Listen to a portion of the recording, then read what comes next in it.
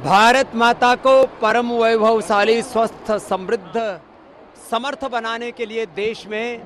करीब 25 लाख बहनें सेवा दे रही हैं। उसमें आज 20,000 बहनों का संगठन एकत्रित हुआ नोएडा के सेक्टर 19 के इस ऑडिटोरियम में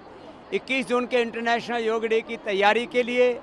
और आने वाले समय में 2 करोड़ बहनों को योग प्रचारकों के तौर पर, योग शिक्षकों के तौर पर जोड़ करके निःशुल्क योग की कक्षाएं जब देश में चलेंगी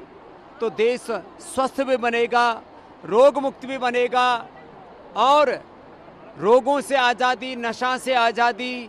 आर्थिक आज़ादी, वैचारिक सांस्कृतिक आज़ादी के साथ शिक्षा और चिकित्सा की आज़ादी का जो बड़ा लक्ष्य पतंजलि लेकर के चल रहा है, उसमें देश की मातृशक्ति की बहुत बड़ी भूमिका होने वाली है। उसका ये प्रथम बड़ा सम्मेलन यहाँ नोएडा और एनसीआर के संगठन के महिला पतंजलि योग समिति की ओर से किया गया।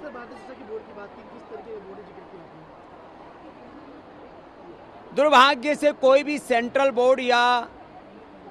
जो स्टेट बोर्ड है, उन बोर्डों में हमारे सनातन धर्म और भारत बोध का समावेश नहीं है, और एक मूल्यहीन शिक्षा, खाली एक तकनीकी शिक्षा, एक यांत्रिकी शिक्षा है। भाषाई बोध है, विषय का बोध है, लेकिन आत्मबोध, भारत बोध और सनातन बोध से वंचित वो शिक्षा व्यवस्था वो परिणाम नहीं दे सकती जो शिक्षा के द्वारा व्यक्तित्व, चरित्र और नेतृत्व निर्माण होना चाहिए। इसलिए आज़ादी के 75 वर्ष बाद मोदी सरकार के हम कृतज्ञ हैं। श्रद्धेय नरेंद्र मोदी जी और देश के गृह मंत्री अमित शाह जी से लेकर के पूरी इस वर्तमान केंद्रीय सत्ता ने भारतीय शिक्षा बोर्ड का जो गठन किया है, उससे शिक्षा की आज़ादी का एक नया दौर शुरू होगा, और ऐसे व्यक्तित्व, नेतृत्व, चरित्र तैयार होंगे जिससे भारत का गौरव बढ़ेगा और एक ऐसे विश्व नागरिकों का निर्माण होगा जो विश्व में भारतीयता का गौरव बढ़ाएंगे।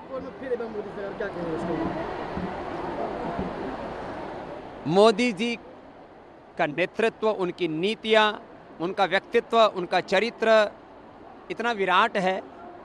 इसके पीछे उन्होंने वर्षों की साधना की है, तपस्या की है, और इसी वजह से देश के लोग उन पर विश्वास कर रहे हैं। ऐसा दिख रहा है एग्जिट पोल में भी, परिणाम भी